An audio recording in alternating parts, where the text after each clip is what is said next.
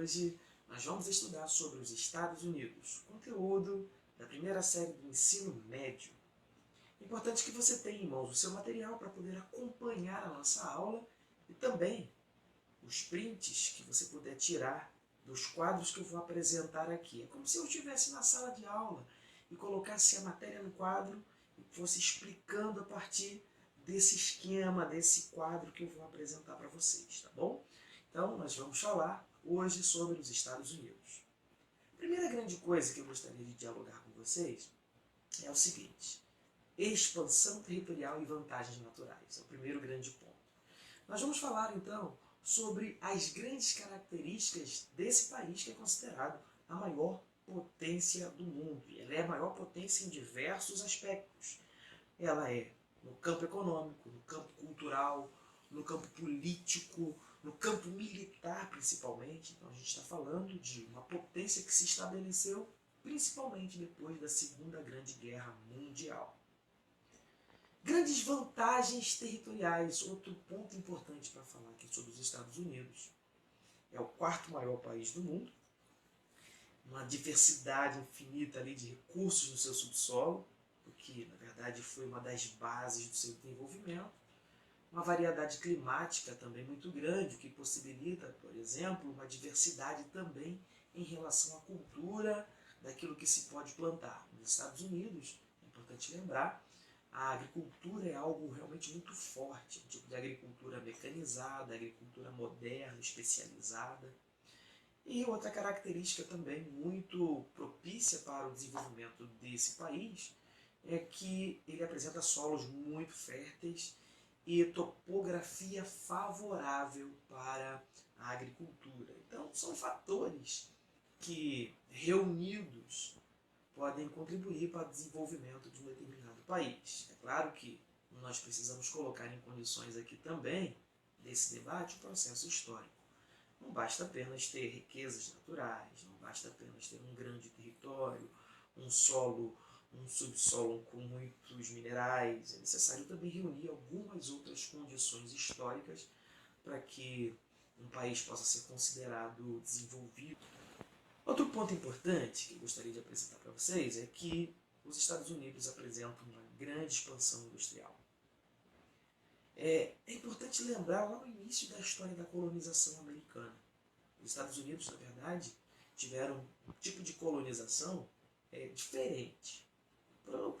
A colonização já é um problema, certo? Vamos por esse princípio. Só que o tipo de colonização que aconteceu nos Estados Unidos mostrou dois projetos para o mundo.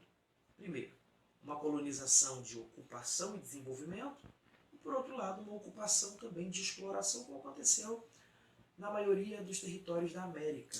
No caso dos Estados Unidos, nas 13 colônias, as colônias do Sul replicaram esse modelo que era muito comum para a América como um todo: escravocrata e monocultor. Ou seja, baseado na grande monocultura, nos grandes latifúndios e no trabalho escravo. As colônias do Norte, elas se desenvolveram com uma perspectiva diferente: ocupação, desenvolvimento e investimento industrial. Isso foi o grande fator decisivo. Esses dois projetos eram conflitantes. Isso culminou numa guerra, a chamada Guerra de Secessão, onde o norte desenvolvimentista acabou vencendo, estabelecendo para os Estados Unidos, como um todo, o projeto industrial, o projeto de desenvolvimento a partir da ocupação e da criação de um mercado interno. Isso foi fundamental para que os Estados Unidos pudessem avançar significativamente. Outra questão absolutamente importante é que os Estados Unidos se deram muito bem, essa é a grande verdade, em relação às duas grandes guerras mundiais. E eu vou deixar para vocês uma proposta de atividade e um desafio também. Eu gostaria que, a partir dessa proposta de atividade, vocês me enviassem respostas e eu gostaria de comentar uma das respostas de vocês no próximo vídeo. Eu vou fazer um vídeo exclusivo para falar sobre esse ponto, comentando a resposta que vocês me darão. Eu vou colocar a proposta da atividade aqui no vídeo para vocês. Outra coisa também que marcou o desenvolvimento industrial dos Estados Unidos foi o modelo fordista. Vamos pensar aqui que na década de 50, 60 foi o auge daquilo que se chamava de anos dourados nos Estados Unidos. O Fordismo alcançou de fato lucros exorbitantes, ou seja, o Fordismo, para quem não sabe, era um modelo de produção. Eu tenho um vídeo também explicando sobre isso, vou colocar para vocês aqui um vídeo, quem quiser se aprofundar um pouco sobre esse assunto. Mas a verdade é que o Fordismo foi um modelo de produção que funcionou muito bem, organizando as indústrias, e que alcançou o seu ápice na década de 70. Era um modelo de produção pautado na produção em massa, padronizada, divisão do trabalho, só que chegou no seu limite, no seu esgotamento na década de 70. Mas até então, os Estados Unidos escolheram muitos frutos, bons resultados. A indústria americana acabou se fortalecendo bastante nesse contexto, principalmente na década de 50 e de 60. Outra coisa também importante é a influência da cultura americana. A força da influência dessa cultura americana é uma coisa absurda. Eu tenho uma proposta também para que vocês assistam um vídeo do fabuloso romancista brasileiro Ariano Suassuna. Fantástica a obra de Ariano Suassuna. Vocês vão ter uma oportunidade de assistir um dos vídeos, ele falando um pouco sobre essa questão da dominação cultural que os Estados Unidos acabou fazendo em diversos lugares do mundo. É muito mais fácil dominar pela ideologia, pela cultura, do que dispendiosos investimentos, por exemplo, com exército, com invasões, ou seja, é mais fácil você dominar a partir da cultura. E os Estados Unidos de verdade ampliou o seu poder de atuação, a sua influência, a força das suas empresas, principalmente a partir da sua indústria. E o cinema foi fundamental nesse contexto. Outro ponto importante para a gente falar dos Estados Unidos é sobre sua regionalização. Eu não tenho como falar de todas as regiões dos Estados Unidos aqui nesse vídeo, mas eu gostaria de destacar algumas. Antes, eu gostaria de dizer para vocês que os Estados Unidos, eles organizam sua produção, tanto industrial quanto agrícola, em grandes cinturões, os chamados belts. São cinturões de produção especializada. Cinturões de produções especializadas. E o que a gente tem nesses cinturões? Por exemplo, na região central dos Estados Unidos, há um predomínio muito forte do cinturão de produção agrícola. Na região nordeste, por exemplo, dos Estados Unidos, o espaço de produção industrial, como a gente está vendo aqui. É o chamado cinturão manufatureiro. É o espaço que corresponde por mais de 40% de toda a produção industrial dos Estados Unidos e mais de 45% da mão de obra empregada nos Estados Unidos corresponde a esta região nordeste, a região industrial dos Estados Unidos, ou cinturão manufatureiro. Certo? Uma coisa importante para dizer para vocês é que de todos os produtos industrializados que circulam no mundo, 27% desses produtos são produtos americanos, produzidos pelos Estados Unidos ou pelas empresas norte-americanas, não necessariamente no território americano, certo? Vamos lá. Outra coisa importante também em relação a essa região nordeste dos Estados Unidos, porque ela é uma região rica em recursos minerais. Ela tem mão de obra qualificada e ela também tem um estoque, digamos assim, de energia, com muitas hidrelétricas.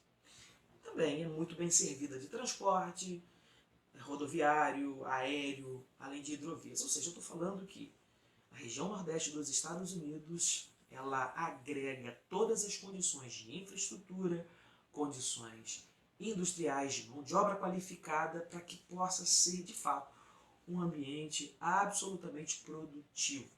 Regionalização. Outra característica também da regionalização norte-americana é sobre a região central dos Estados Unidos, as chamadas planícies centrais.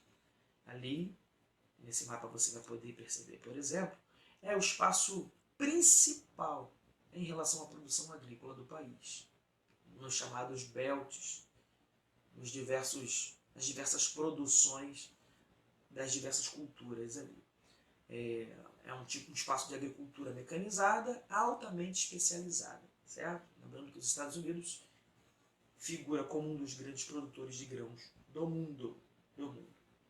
É uma agricultura altamente mecanizada, altamente produtiva.